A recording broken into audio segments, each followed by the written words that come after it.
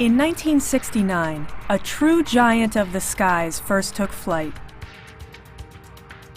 It could cross the Atlantic with enough fuel and twice as many passengers as any airplane before it.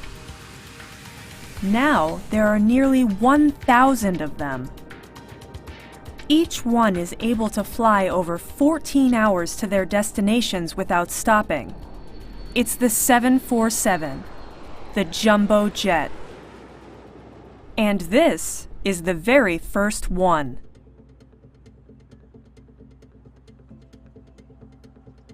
Jimmy Barber helped build this very plane. 8 months straight. You worked on the airplane, and we didn't just work 8 hours a day. Sometimes we worked 12 or more hours a day. And if it was necessary to sleep in your car in the parking lot, that's what you did. It was a highlight in my whole life, was this aircraft, you know? Yeah.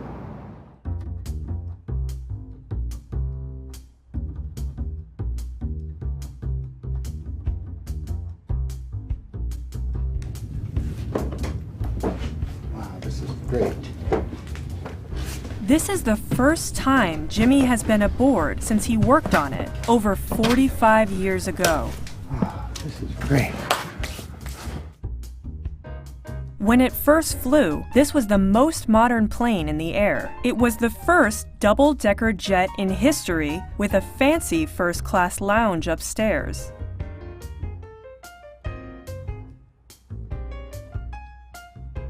But it was the enormous space downstairs that changed commercial air travel forever. With room for around 500 people, it started the age of low-cost air travel. Since its first flight, engineers have redesigned the 747 15 times. Today, it flies further and faster than ever before,